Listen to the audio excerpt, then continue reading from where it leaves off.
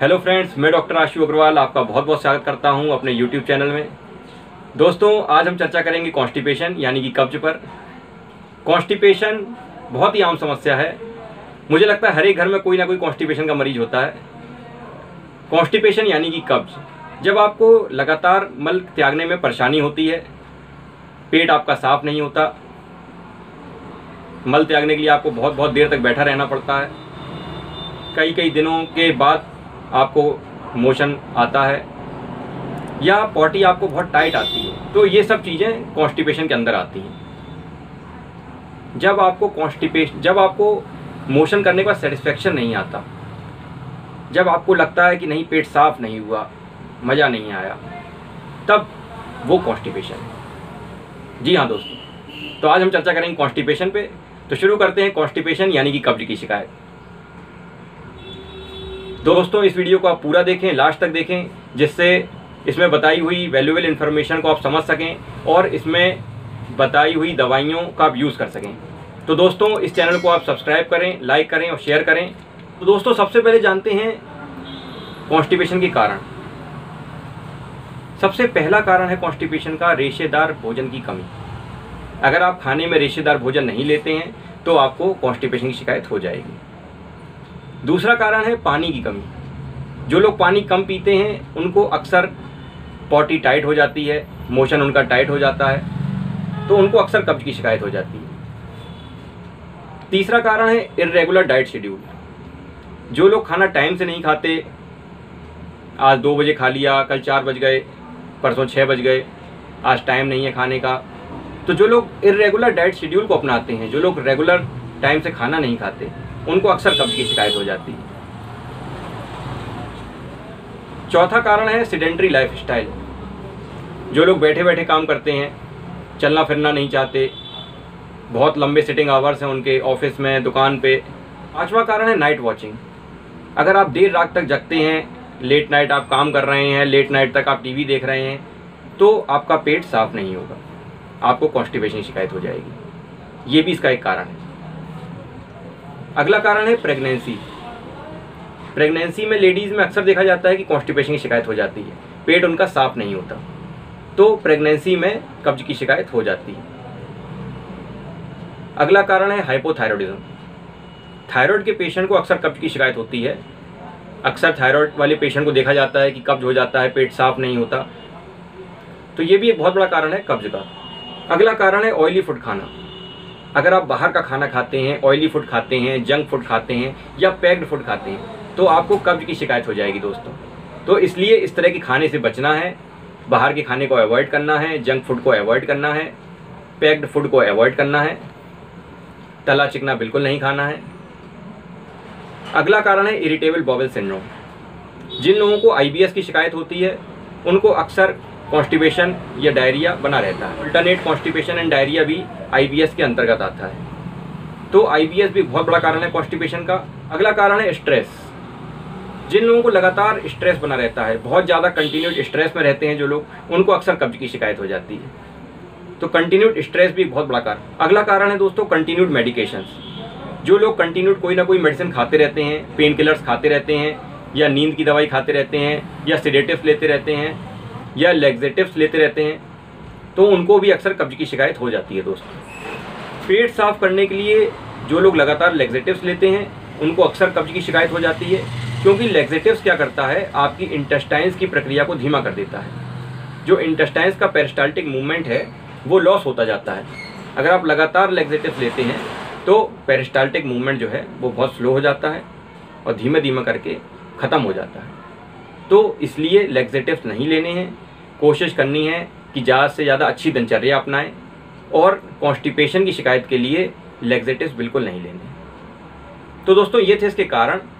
अब आ जाते हैं इसके सिम्टम्स पर। पहला सिम्टम्स कब्ज का है पेट का फूल जाना, पेट भरा भरा लगना, हैवीनेस ऑफ एब्डोमेन, पेट तना तना लगना, फूल जाना, भरा भरा लगना, ये सबसे पहला लक्षण है।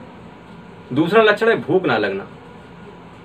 अगर आपका पेट भरा भरा होगा तो आपको भूख नहीं लगेगी, तो ये इसका दूसरा लक्षण है। तीसरा लक्षण है आलस या थकान, किसी काम में मन नहीं लगना, चुस्ती फुर्ती ना होना, ये इसका तीसरा लक्षण है।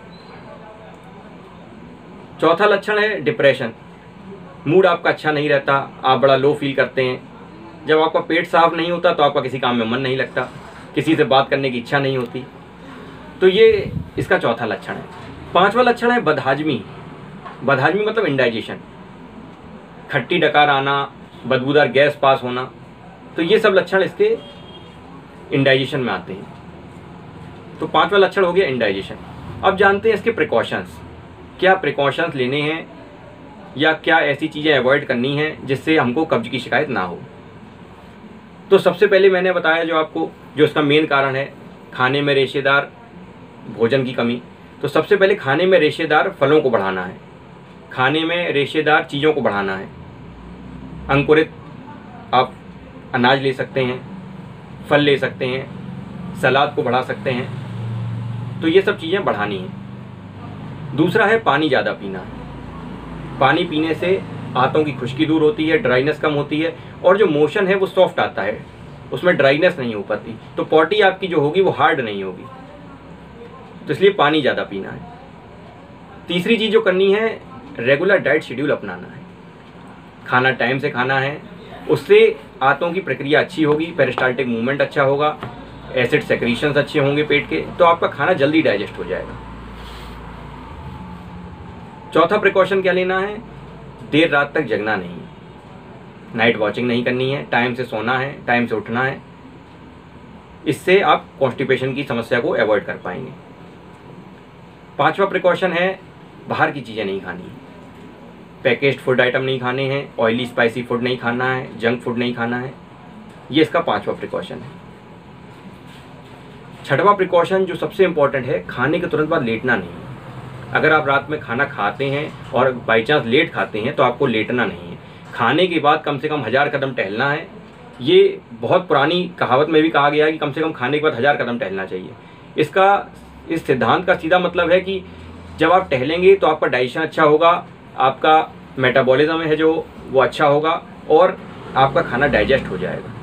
अगर आप खाने के बाद तुरंत लेट जाएंगे तो आपका खाना डाइजेस्ट नहीं हो पाएगा, वो रात भर पेट में सड़ेगा और वो फिर आपको बदहाजमी करेगा।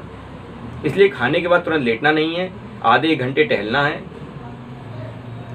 अगला प्रिकॉशन है खाना लेट नहीं खाना। खाना थोड़ा कोशिश करें 8 से 9 बजे के बीच में खा लें। जब आप खाना 8 से 9 बजे के बीच खा लेंगे तो आप टहल भी पाएंगे और उसके 1 डेढ़ 2 घंटे बाद आप सोएं, उससे आपका खाना डाइजेस्ट हो जाएगा। तो ये कोशिश करनी है कि खाना 8 से 9 बजे के बीच खा लेना। तो दोस्तों ये हैं इसके प्रिकॉशन। अब जानते हैं इसकी मेडिसिन्स। सबसे पहली मेडिसिन जो मैं देता हूँ अपने पेशेंट्स को वो है नक्स वोमिका 30। नक्स वोमिका 30 बहुत ही अच्छी मेडिसिन है, कॉन्स्टिपेशन में बहुत ही यूजफुल मेडिसिन है। जिन लोगों को इनफेक्चुअल अर्जिंग की शिकायत रहती है, बार बार लगता है कि मोशन आ रहा है लेकिन आता नहीं है, पेट खुल के एक बार में साफ नहीं होता, अंदर से बार बार हाजत बनी रहती है, ऐसे लोगों को नक्स वोमिका 30 बहुत फ़ायदा करती है। दूसरी मेडिसिन है एलुमिना 30। एलुमिना 30 मैं उन लोगों को देता हूं जिनको सॉफ्ट स्टूल के बाद भी काफ़ी देर पॉटी में बैठना पड़ता है। स्टूल उनका सॉफ्ट हो रहा है लेकिन फिर भी बहुत जोर लगाना पड़ता है, बहुत देर तक उन्हें मोशन के लिए बैठना पड़ता है, पेट उनका साफ नहीं होता। ऐसे लोगों को एलुमिना 30 बहुत यूजफुल है, बहुत बेनिफिशियल है। अगली मेडिसिन है ब्रायनिया 30। ब्रायनिया 30 में ऐसे लोगों को देता हूँ जिनको बहुत टाइट मोशन होता है, काफ़ी ड्राई हार्ड स्टूल होता है, आंतों में खुश्की आ जाती है, पॉटी उनकी बहुत ड्राई होती है। ऐसे लोगों को ब्रायनिया 30 बहुत यूजफुल है। अगली दवा है चेलिडोनियम क्यू। चेलिडोनियम क्यू एक मदर टिंचर है। ये आपकी लिवर की एक्टिविटी को बढ़ाता है। इससे आपके जो लिवर के सॉल्ट्स हैं, जो लिवर के पिगमेंट्स हैं, वो ज़्यादा सेक्रीट होते हैं, लिवर एक्टिवेट होता है और इससे आपको कॉन्स्टिपेशन नहीं होता है। अगली मेडिसिन है हाइड्रेस्टिस क्यू। हाइड्रेस्टिस क्यू बहुत ही अच्छी दवाई है कॉन्स्टिपेशन के लिए। अक्सर कब्ज की शिकायत वालों को हाइड्रेस्टिस क्यू फ़ायदा कर जाती है। कैसा भी कब्ज हो, चाहे वो टाइट पॉटी आ रही हो, चाहे वो सॉफ्ट पॉटी आ रही हो, जिन लोगों को कब्ज की शिकायत होती है, बहुत टाइट मल आता है, कई कई दिनों तक पॉटी नहीं होती, उनको हाइड्रेस्टिस क्यू बहुत फ़ायदा करती है। तो हाइड्रेस्टिस क्यू तो सभी कॉन्स्टिपेशन वाले मरीज ले सकते हैं। तो ये 5 दवाइयाँ हैं। अब आ जाते हैं इनके डोजेस पर। जो पहले मैंने 3 दवाइयाँ बताई हैं, नक्स वोमिका 30, एलुमिना 30 और ब्रायनिया 30, ये डाइल्यूशंस हैं। इनको आप 5-5 बूंदें एक संग ले सकते हैं। अगर आपको ये समझ में नहीं आ रहा कि आपको कौन सी दवाई लेनी है, तो आप तीनों दवाई एक संग ले सकते हैं। तीनों दवाइयों को आप आधे कप पानी में मिला लें, सुबह दोपहर शाम आप ले सकते हैं। और जिनको लंबे टाइम से कब्ज की शिकायत चल रही है वो लगातार इसको यूज़ करें, कम से कम 2 महीने इसको यूज़ करें और इसका रिजल्ट देखें। बहुत अच्छे रिजल्ट्स हैं इसके। कॉन्स्टिपेशन में बहुत ही वैल्यूएबल दवाई है, बहुत ही बेनिफिशियल दवाई है। 2 मदर टिंचर मैंने बताए हैं, चैलिडोनियम क्यू, हाइड्रेस्टिस क्यू। ये आप 20-20 बूंदें ले लें आधे कप पानी में, दोनों को मिला के ले सकते हैं, एक संग यूज़ कर सकते हैं। इसको आप सुबह दोपहर शाम यूज़ करें। इससे आपकी लिवर की फंक्शनिंग भी अच्छी रहेगी, स्टूल आपका फॉर्म्ड आएगा, भूख आपकी बढ़ेगी, पेट साफ होगा, कब्ज की शिकायत नहीं रहेगी। पेट में जो अनईजीनेस रहती है वो भी हाइड्रेस्टिस दूर करती है। तो ये दोनों मदर टिंचर हैं। तो ये 5 दवाई आप एक संग ले सकते हैं। पहले के 3 डाइल्यूशन एक आधे कप पानी में मिला लें 5-5 बूंदें। बाद के जो 2 मदर टिंचर हैं चैलिडोनियम और हाइड्रेस्टिस, उनको 20-20 बूंदें मिला लें। ये 5 दवाइयाँ आप यूज़ करें और कंटिन्यूस यूज़ कर सकते हैं। जिनको कब्ज की शिकायत बहुत लंबे टाइम से है वो इसको लगातार यूज़ कर सकते हैं, इसका कोई साइड इफेक्ट नहीं। ये होम्योपैथिक की दवाइयाँ हैं, लंबे टाइम तक यूज़ की जा सकती हैं। तो दोस्तों, आज हमने चर्चा की कॉन्स्टिपेशन पे और मुझे लगता है कि आपको ये वीडियो बहुत पसंद आना चाहिए। बहुत ही यूज़फुल, बहुत ही बेनिफिशियल इन्फॉर्मेशन है इसमें, क्योंकि कब्ज की शिकायत बहुत ही आम शिकायत है और हर एक घर में कोई ना कोई मरीज ऐसा है जिसको कब्ज की शिकायत रहती है। तो दोस्तों, आज के लिए बस इतना ही। अगर आपको ये वीडियो पसंद आता है तो आप इसे लाइक करें, शेयर करें, सब्सक्राइब करें। Thanks a lot.